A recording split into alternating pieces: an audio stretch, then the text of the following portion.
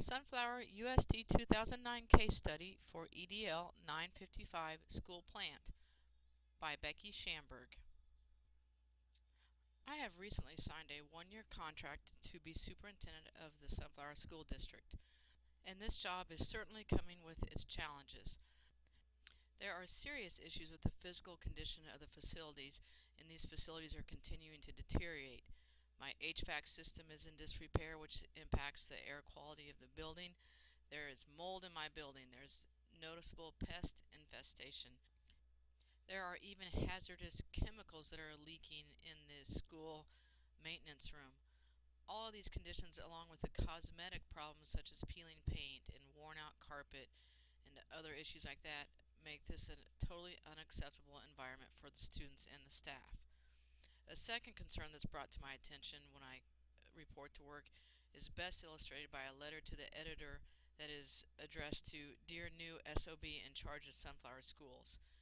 I don't know if this is one parent or a whole group of parents who is upset, but they are letting me know that they do not like the conditions of the school, that it's an embarrassment, and they also don't like that the students are not performing well on the state assessments. These are definitely concerns that I need to address as quickly as possible. On a positive note, I did have a climate survey that was completed before I got onto the job and has provided me a wealth of information. One of the pieces that I picked out that is the most important to me is that I have a staff who is not only concerned about the conditions of their building, but they are willing to become involved. 51% of my staff said they would be willing to come in and be involved free of charge. So that shows me that I've got a staff who's willing to make changes. So what do I need to know? Well, one of the first things that I need to know is what are the most serious issues that need to be listed as my top priority to get fixed.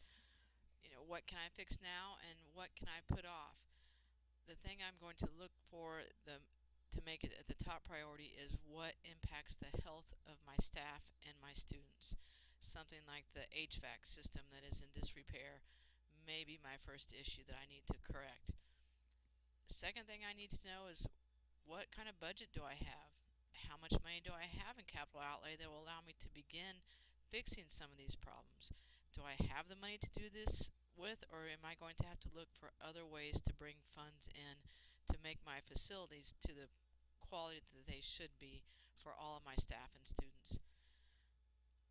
The third thing that I need to know is exactly how supportive is my school board. I have a little bit of a concern that these conditions were allowed to deteriorate for as long as they have, and the school board or the previous administration didn't do anything to stop it. So does that mean that I have a board who isn't supportive of it, or does that mean that I have a school board that was not even aware of the issues? There's obviously going to be some significant expenditures coming up in order for me to provide a safe learning environment for all my students and staff, and so I need the support from my school board. So how will I summarize the problem that I have ahead of me as the new superintendent? The way I see it, the immediate problem is the deteriorating and unsafe conditions of the school buildings. There are problems such as an HVAC system in disrepair, mold growing on the walls, flaking lead paint that can result in serious health problems for students and staff. Along with that is I have a staff who's unhappy with the condition of the buildings. I have community members who are not happy with the way the buildings look, and I also have staff and community members who are concerned about the state assessment results of our students. I need to make some serious changes in order to provide a safe learning environment which will promote the success of all of my students. My poor state assessment results are obviously a concern for me. However, my plan of action is first going to focus on the current condition of my buildings. The first step I'm going to take is I'm going to have a meeting with both my maintenance supervisor and my administrative council. We're going to get together and we're going to talk about what the immediate concerns are.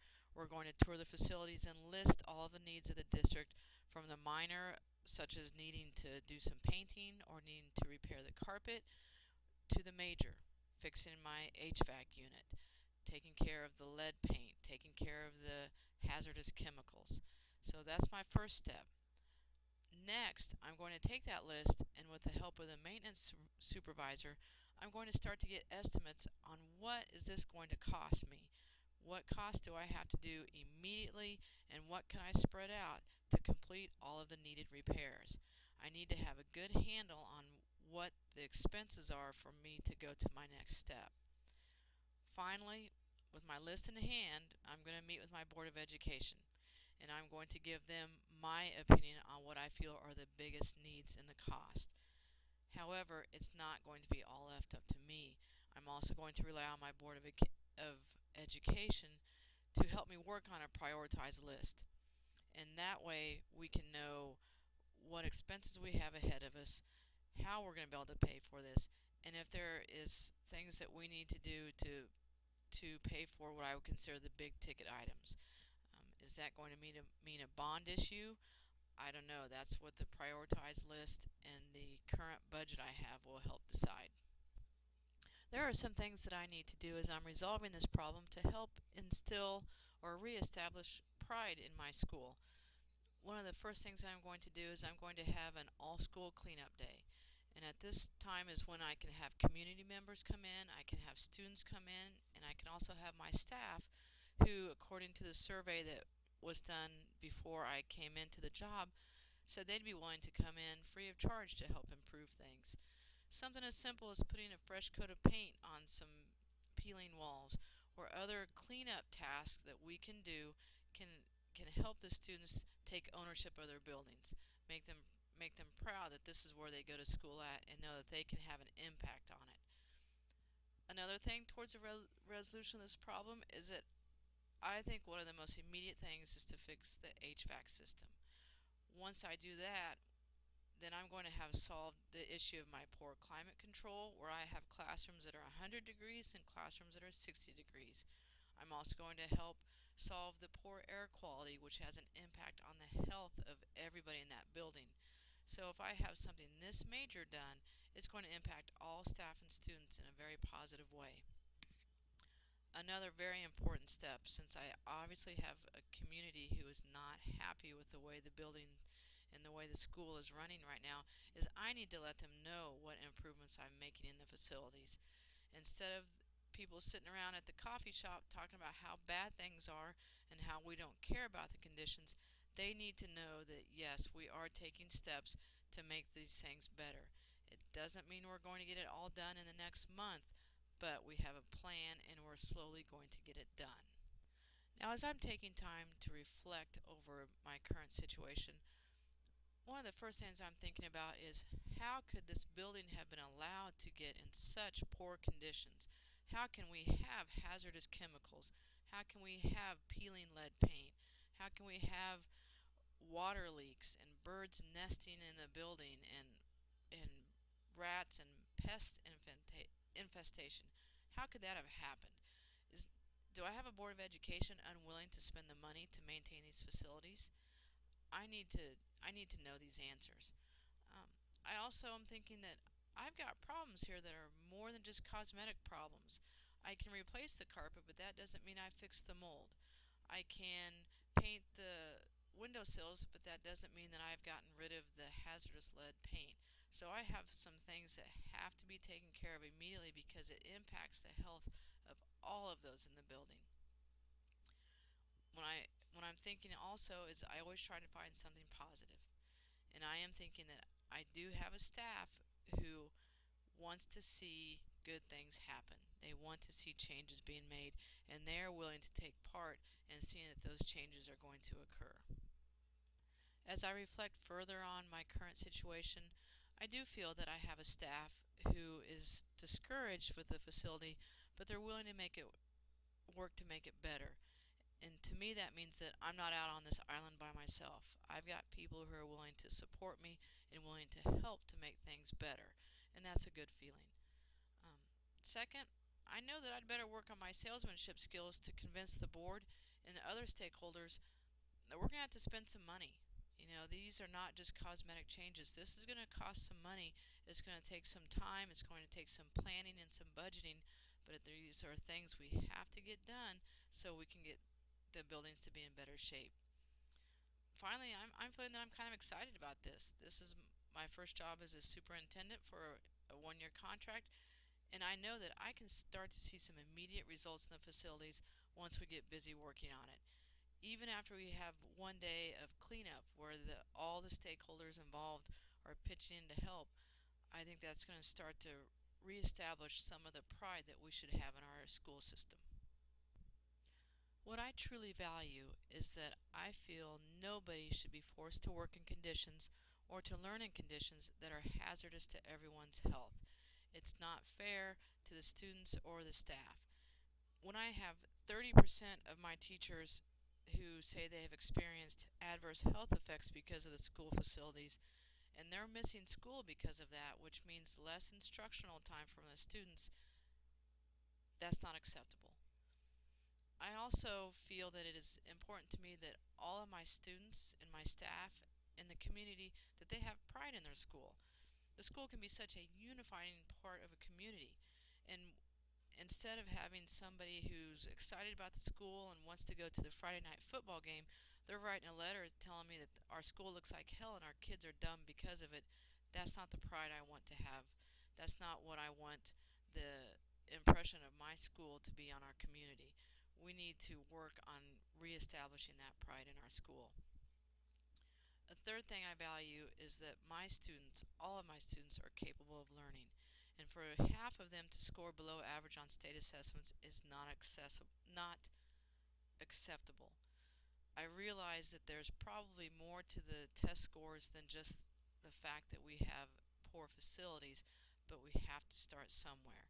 Once we get our buildings to the conditions they should be, once we're making those steps, then we can look at other things. Is there something wrong with the instructional part of our day? Is there some changes we can make there? But for right now, I need to provide a facility to my staff and to my students that is more conducive to teaching and learning. There are some unresolved issues as I go forward with trying to improve my facilities. One of the biggest unresolved issues in my mind is how much is the Board of Education going to be willing to commit to improving the facilities? Are they going to see the same concerns that I have, or are they going to see that it's not as big of an issue and that I need to focus on something else? A second unresolved issue is how exactly am I going to find the money I need to do for all the necessary repairs? There's a limited amount of funds. Do I have enough that I can start making a difference, or am I going to have to look for something more extensive, even up to a bond issue? And if I am looking at a bond issue, am I going to have the support of my community to pass that? Are they going to be willing to step forward and help make our facilities something we're proud of? The third thing that I am not sure about yet is what other factors are involved in why my students did so poor on the state assessments. There's probably more than just the poor facilities, and I'm going to have to figure that out.